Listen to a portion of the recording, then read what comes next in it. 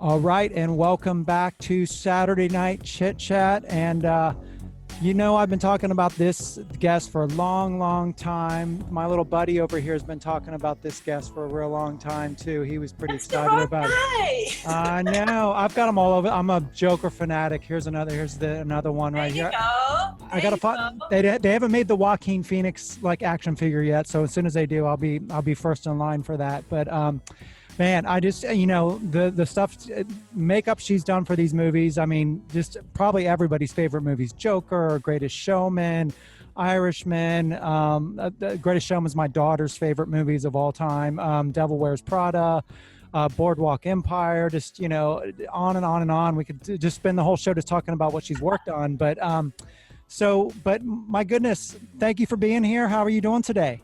I'm doing great, and I'm super excited to be here and just to see you like that. You're so damn cool. I love it. Oh, like I told you right before we jumped on, I got to work at it, so it takes me a little extra help, but I appreciate that.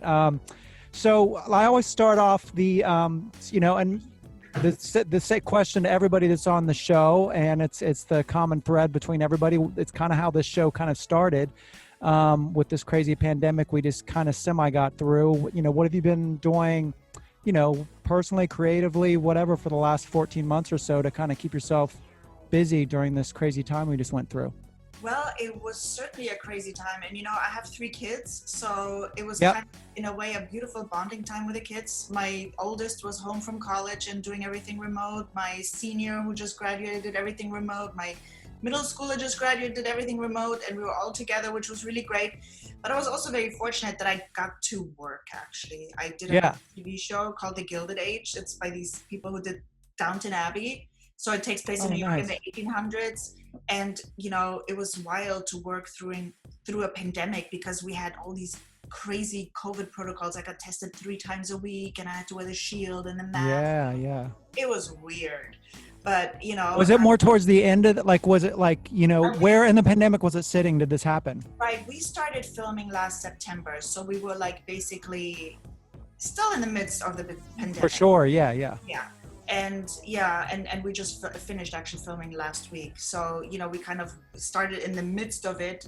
And then, slowly everybody started to get vaccinated and things got a little easier. I mean, the protocols were still the same, but yeah. We all felt better and better and better, and hoping like, okay, next season, hopefully we don't have to be like looking like spaceman and, weird. Right. That we had to do, which was not only very uncomfortable, but it was really bizarre. You can't see anybody's faces. But one thing I have to say. Well, how did you do, real quick? I don't mean to interrupt you, but how would you do like with makeup situations? How would that work with this area right here? So the actors would be unmasked, obviously. Okay. For the time when they're in our trailer getting their makeup done. They would still keep their masks on, but with makeup they would be fully unmasked while we are in complete PPE. And then, they get masked up afterwards, and then they would go to set. And then just before we start rolling, they all take their masks off, and everybody around the actors wears the shields and the masks to protect them. Then as soon as they call cut, masks come back on. It was wild. But, and like I was saying before, like, the crew is usually like, it's 100 people on set all the time. It's a lot of people. And, we usually know each other. New York is a very intimate and small film community, actually. Yeah. But not to see anybody's face and see newcomers you don't know, it's kind of weird. And, all you see is eyes. And, I always thought like, oh, wow, everybody's so good looking. They all have such pretty eyes. And then right. The mask, I'm like, put the mask back on. Yeah, right. It's really funny. Yeah. But it's weird. You see them outside of work, you see them without a mask from afar, and you're like, who's that person? You wouldn't recognize. I mean, it's so bizarre. It's a very strange way of living, working, doing. I bet. I can't imagine. Imagine, especially your side of everything too, as well. Yeah.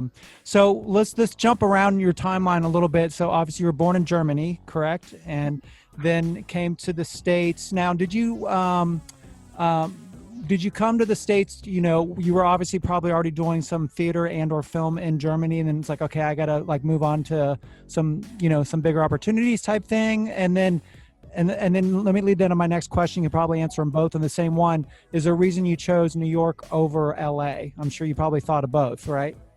Yes. So what actually happened, I always loved makeup, and I always I was always fascinated in movies, and I always thought, oh wow, I want to work in film. That would be so cool. But it's Germany. I mean, we do have a good film scene as well. But I'm actually a music school dropout. I went to a music high school, and I went to the music conservatory for a little bit.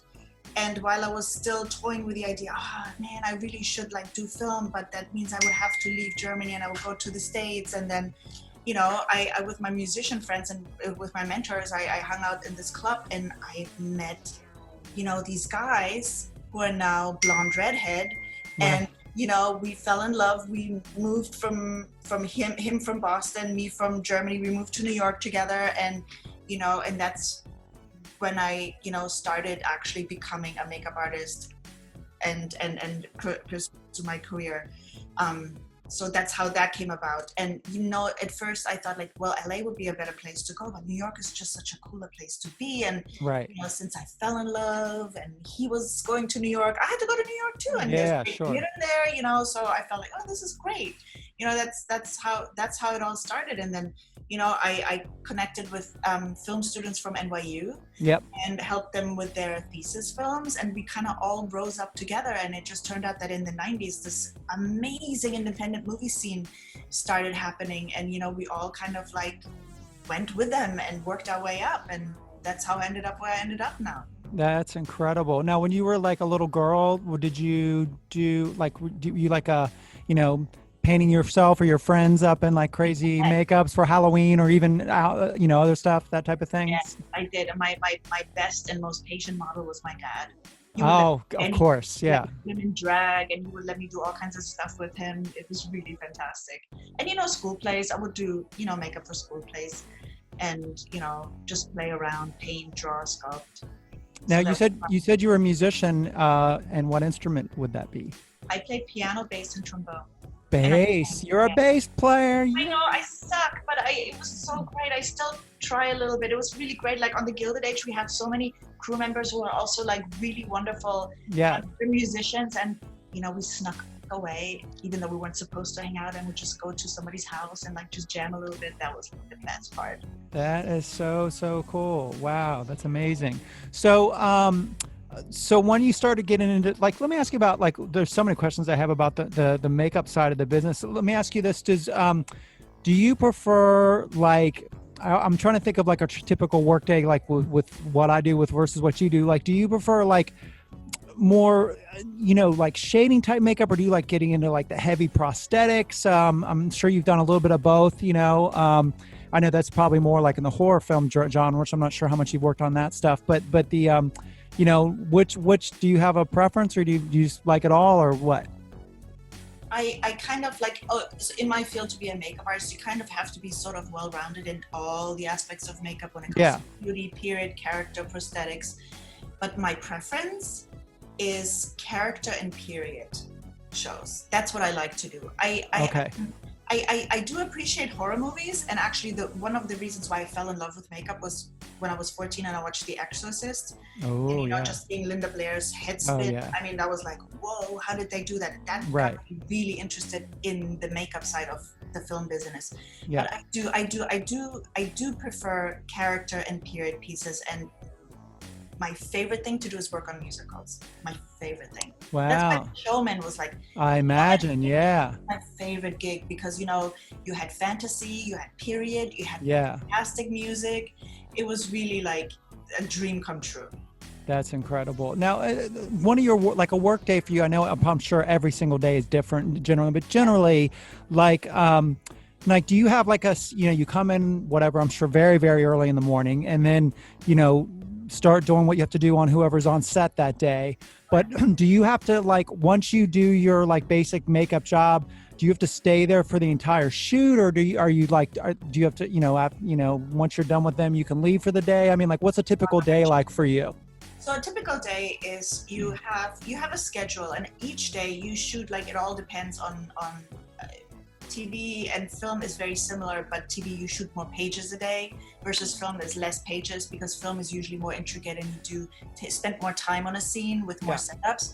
But what happens is you shoot a few different scenes a day, and so the days don't really match in continuity. Like Okay. you don't shoot like scene 1, 2, 3 and in that order. They're all like, you know, mixed throughout, you know, the day within the script. So, you know, we start usually very, very early in the morning. Like my general start time, especially on the Gilded Age that we did right now, I had to leave my house sometimes at 3:30, 4 o'clock in the morning. Wow. To be at work by 4, get the actors ready. We start shooting around 6, 7, and then we shoot a scene. And we get the actors ready. Then I go with them up to set.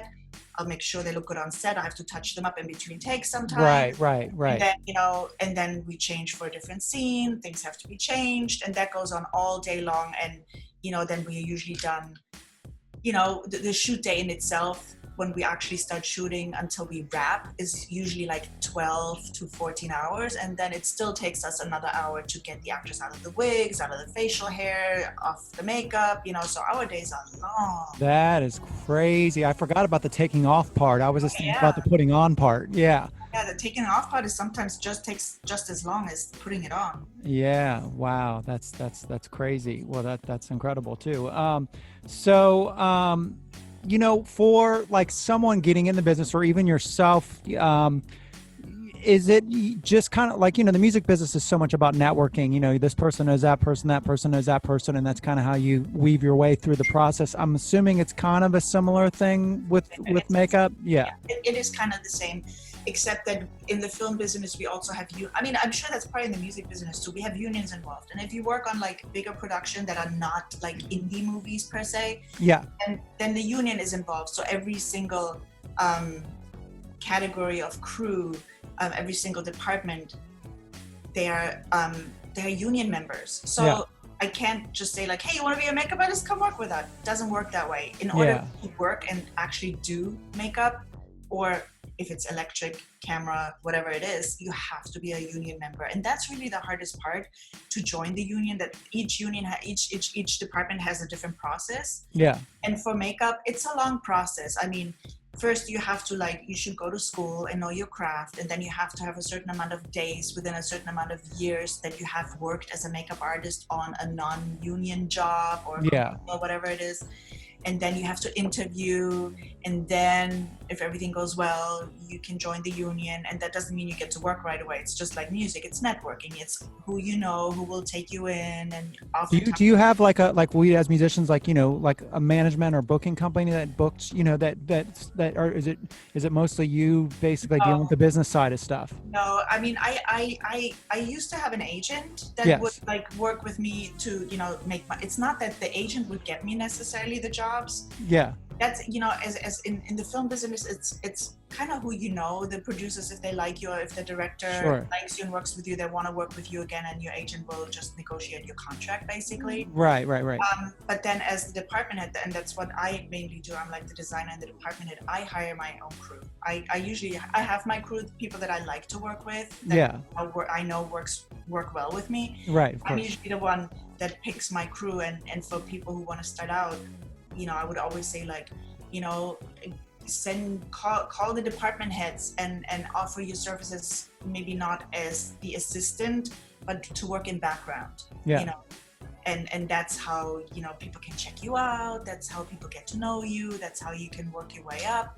And, you know, sometimes makeup artists also come with an actor, you know, and that is also a way to, you know, like certain actors want to work with you, basically, like that they request you or whatever it is. Right. Or some actors, and I've done that too, have a personal for when they work on a film. It's not the department head that deals with them, it's they bring their own personal makeup with them, which is, it's fine. It depends on what it is. Me personally, I'm too much of a control freak. I need to have control over everything, you know, so I kind of prefer to design and have my eyes over everything. Yeah. But obviously, there's times when to be a personal is fun too. You only have to deal with one person. You don't have to work the crazy hours, and you get paid pretty darn well. So right. And that can be nice too sometimes. But in general, just on the for the creativeness of the whole thing, I prefer just to, you know, be the boss of it all and design and have my team to kind of, you know, help me put things together. Yeah, I get it. So, well, speaking of creative stuff, and anybody that watches the show or knows me or anything about me, I'm like a superhero geek besides the music stuff, and specifically I've got, I showed you a couple of them. I've literally got Jokers all over my studio down here. And when I've heard that they were doing, the whole concept, when I heard they were doing a Joker, so I mean I was like, jumping, cartwheels when I heard about it. But it just like, conceptually I was like, this is so cool, but so weird, especially for like a mainstream movie. It's just like, it was like, they're really going to do this, huh? So, and then of course, it was such a huge movie, so successful, and a huge part to what you did with that now. So with the Joker, how much did, like, in terms of like the look and and obviously specifically Joaquin Phoenix's look, how did that come to be? Did you collaborate with someone on that, or was that you? Yeah. Or how that? So you get it, yeah. Yeah. So I mean, the way I like to work, and I feel that's the best way of doing things, is always to collaborate. And it's not only like me and the hair department, but it's also with costumes, it's with the actor, it's with the director. Yeah. It is so important that everybody's on the same page. And so it's funny because but I get to that. So when we started off, the poor director, he was like, I was already hired by the producer. So, I was already the kind of must hire. It was because Martin Scorsese's producer who was also the executive producer on that, on Joker. We had just finished The Irishman. And oh, that's right. Yeah. Like when we were still on Irishman, she said, oh, you want to come and do my next project? I'm like, sure, whatever. I mean, I love her. I'll do anything with her. And I had no idea what it was. And then, a couple of months later, she told me, oh, it's the Joker. And I'm like, what? Oh my God. I was scared. I was shitless. I'm like, oh my God, how? And I'm thinking, of course, okay, Joker, prosthetics and smile and this and that. Yeah. And it turns out, no, it's not that kind of a Joker. It's that complete reality. This is like, it's not super villain in a superhero world. It's like, it's reality. And that's what made it so much more interesting to me, because, you can really create something without all the gimmicks and the effects and the prosthetics.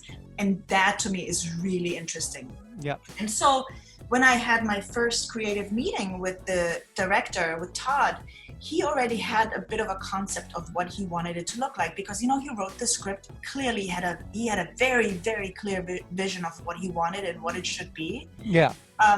And so what we then did, he gave me like a photoshopped photo of Joaquin to say like, okay, this is kind of the direction we want to go. And I'm like, okay, that sounds really cool. But when you have mock-ups, it doesn't really necessarily mean this is what we can do, because sure, it's different when it's actually on a person. And right.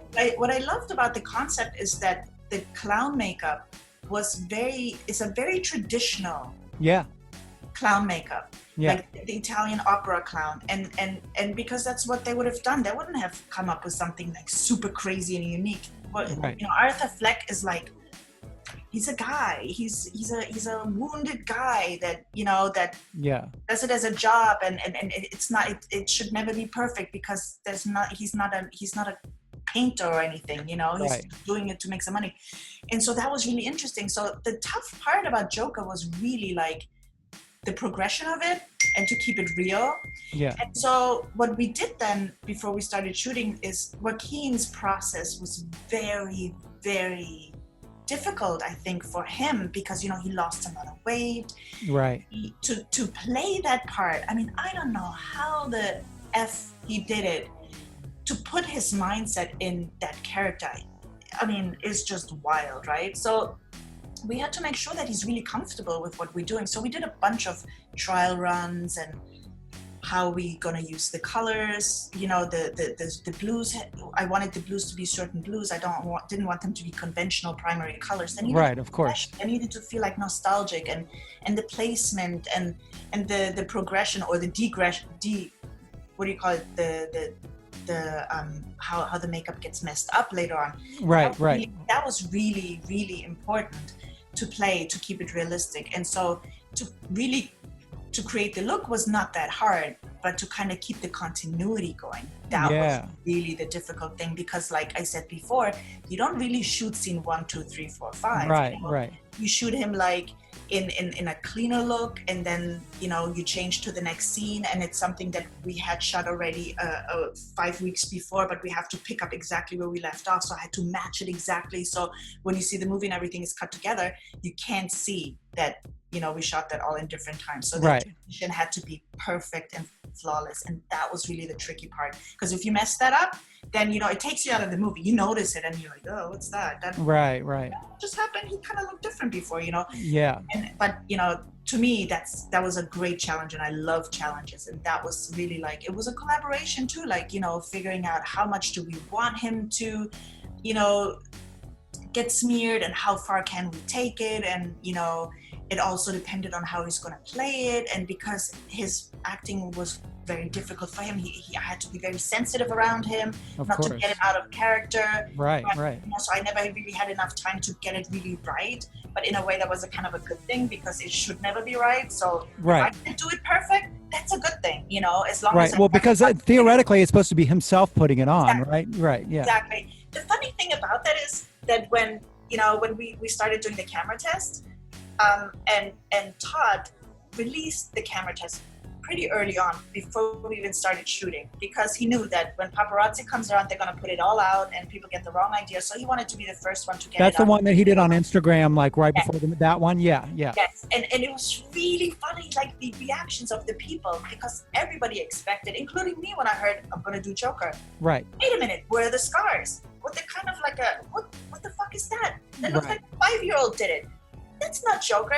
And I was laughing so hard. I'm like, oh my God, these reactions is exactly what you want, Because that's what it's supposed to be. And then when people actually watch the film, they finally, okay, I get it. Well, now it's become so freaking iconic. I mean, especially the shot on the steps, that's like everywhere, so it's amazing. Yeah. And how that you saw his evolution. Also the scene that your makeup that I just like, one of my favorite scenes in the movie is, the scene when, at the apartment right before he goes to, with the blood splattered all over his face with the white makeup on, that shot was amazing. That was great. But it also like this, especially in this film, there was a lot of spontaneity and creativeness day by day, because the script was written, but then while we were shooting it, we realized, oh, wait a minute, maybe we should change things a little bit. Yeah, sure. That scene in the original script, it read before those guys showed up to his apartment that he had already the Joker makeup on. Yeah. And then Joaquin was like, we were playing in the makeup test, and he had, we just put the white makeup on, and Joaquin was like, that is kind of a cool look, just like that. Why don't we play it just like that? And everybody's like, yeah, what a cool idea, because then when he kills the guy in the blood will read a lot better that way. Right. So sometimes these things happen that were really spontaneous, and that was really fun too. And again, it made it so organic in a way that it was just, that's why it was so cool and right, because things happened like organically that way. And then there was this other thing where he dyes his hair green, and and we had that little, not a problem, but because of the location and the lighting, you couldn't really see that his hair, which was the green hair, was a wig. Yeah. And the green of the wig didn't really pick up in the light in the bathroom.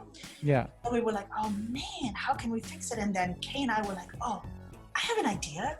Why don't we just put green paint in a bottle and you just squirt it on, and when shit runs down, everybody knows it's green. And oh wow! So I thought it was just traditional manic panic. You know what I mean? You know, manic panic is. You know. No. We just made that up as we went, because like to make it like, oh yeah, now he's dyeing his hair green. And if he would have done that, he would have never. He of course. He wasn't really supposed to dye his hair, but because we couldn't read the green, we decided let's just have him dye it, and so people know it's green. Yeah. And then that became pretty iconic too, where he's like, oh totally, that's a great everything is dripping around. It was so cool too, and again, it was totally spontaneous, and that's part of the cool collaboration. When you can collaborate with people, beautiful things happen, you know. And every film is a collaboration, or should be, just like music. When you have your musicians together and you play and it clicks, it's like and you listen to each other and you respect each other and like want to work together, that's when shit happens, you know? Yeah. Well, I mean, it's all one, and that's why I was so excited about having you on the show is, obviously the majority of my guests are musicians on here, but the, when I got into music, like one of the first, I mean, I remember being like, a little kid and like half awake, half asleep, too late up at night than I should have been, and seeing Ashes to Ashes by Bowie on TV. And so when that video, you know how that video is, and it's speaking of Joker, and so maybe that's where my Joker obsession comes from that video. Now I think about it, but so while I was getting into music, the music and the visual were happening simultaneously. It wasn't like here's music and here's visual. It was like all one thing. And so that's kind of how I think of all art. It's all one. It doesn't matter. It is all one thing, and we all create in maybe it's different mediums, but it's all the same kind of process generally. Yeah, totally. And with Joker especially, the movie itself was beautiful, but what made another huge part of the movie, besides the makeup and the acting, was the music. Oh, and gosh. Joker's score was just incredible. Like just that moment where he's in the bathroom and he's do that amazing piece of score. Yeah. Like, oh my God, I'm goosebumps. Yeah, I'm right there with you. Yeah. Amazing. And that's why that film too, music is such an important part. Again, it's collaboration. What could be great on its own, but to put it together and it's a masterpiece. Yeah, well, and even collaborate, what you did with the wardrobe department, what you were talking about the step scene before, the colors of his, those deep burgundies and kind of vintage, almost faded burgundies that they used to go along with your makeup. I mean, it was just, they worked so together. Yeah, it's also production design. If you have the clothing and the makeup, then you put them in like a surrounding. It all has to kind of work together, and I loved it. That was really one of the movies where the collaboration between production design, costume design, hair, makeup, acting, directing, lighting, it was just it was really difficult, and a lot of big egos and a lot of clashes here and there, I won't deny it, but the end result and the passion and the respect we all had for each other really that's what created such a beautiful piece. And it showed, and that's what I'm most proud of, that people can actually come together and create something together without being jealous and sabotage, and horrible when that happens. But then things go well, and it goes really well, and that's an incredible feeling to be part of something like that. Oh, I can't imagine. Well, I mean, the thing that's so great about that movie, obviously the timelessness of it, but it's the rewatchability of it too. I mean, it's I've seen it many, many times now, and it's not tedious, or it's not like I'm just going to fast forward through this part. The second I watch, you just put it on, also I'm like, okay, I'm here for the next 2 hours now. I didn't even mean to be, but now here I am for the next 2 hours. Exactly. Yeah. And that's also Joaquin. I mean, he's so mesmerizing, and that was another thing when we were working on it. The entire crew, whenever he was doing his thing, everybody was just mesmerized. Yeah, I can't imagine. A lot of his old stunts and his physicality, and it was just amazing. Yeah. Well, and it was I don't know whose choice it was ultimately for him to lose all that weight. I'm sure it was a hard thing physically to go through, but that was so unique, especially to the Joker. You see him even even that you're making it reality based, the comics, he's always real gangly, and no one's ever really, I mean, as much as I love Heath Ledger's performance, like everybody does, but Heath was still, he was still built almost like Batman. He was still kind of a, muscular type guy, where and where that's what I with even the skinny ankles and everything, everything is so exaggerated. That was pretty cool. Yeah, he lost a lot. I think he lost 60 pounds for that. Crazy. And all he ate was an apple and a little bit of salad, and that was that. I mean, he was angry too. I mean, I can't imagine what. Oh gosh. Your mind and everything. It was wild. Yeah, definitely. Well, let's we'll kind of start getting close to wrapping up here. Couple quick things. So I wanted to, I always ask musicians, it's obviously has to do with, where does everybody think live music's going to be as we go forward? This question has evolved a lot, obviously, over the last 6 to 8 months. Shows are starting to happen, especially outdoor shows and stuff like that. But I always end up kind of rounding back to when we're talking, even with other musicians, about the movie business and how, I think a lot of this stuff, especially with streaming, was going to happen, obviously, and it was already starting to happen before the pandemic, but this put it on steroids, obviously, everybody being stuck at home. But where do you, your own gut feeling and talking to people in the industry, excuse me, in terms of the theater side of things, that's what I equate that's kind of similar to, I guess you could say, the live music kind of thing. I mean, with movie theaters in general, I mean, do you think those are going to be more niche, almost like going out and buying a vinyl record now, or and everybody's going to be, I mean, what's your general, feeling on that? Well, I mean, it's really hard to say. I think people really want to be out and experience art, whether it's music or a film. They want to experience it together.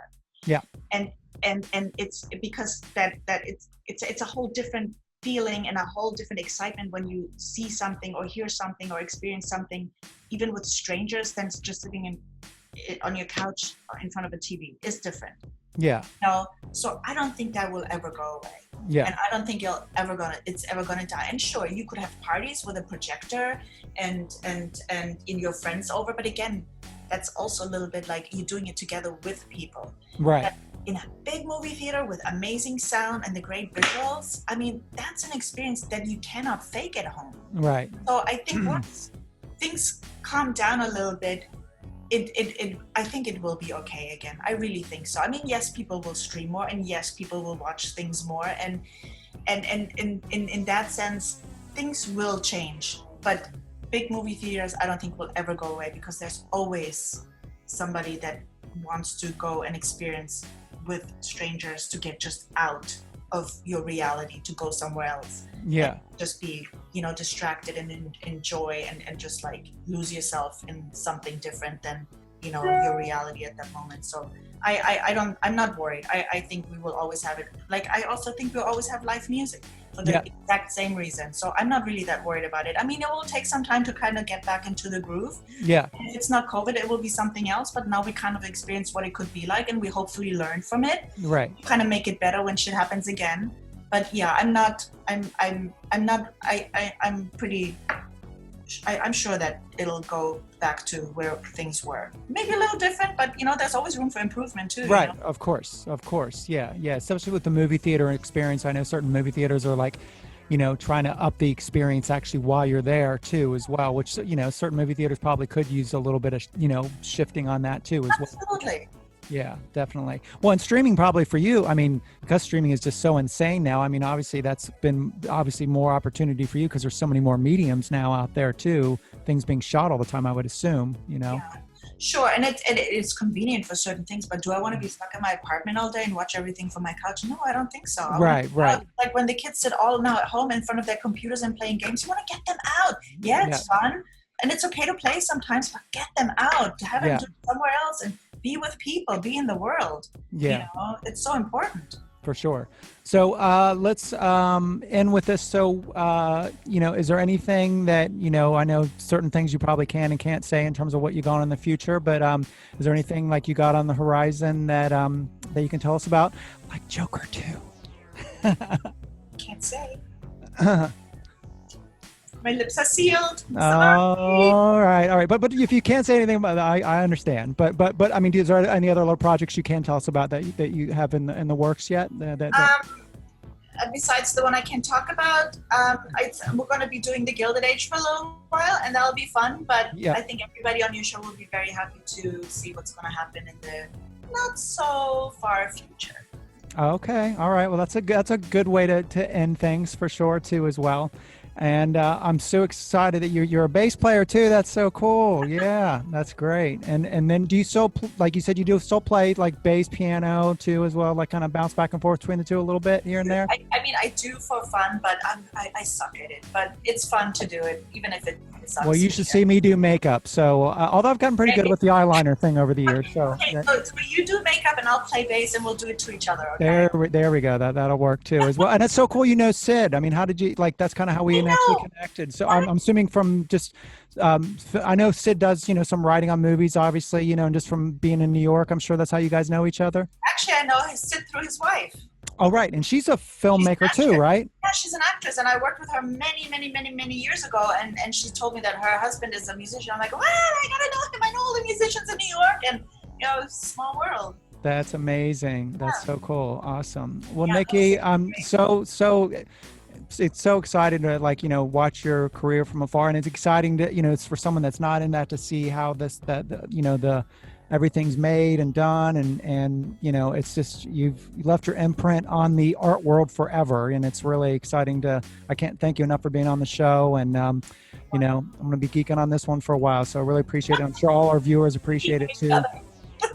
Yes, definitely. Cool.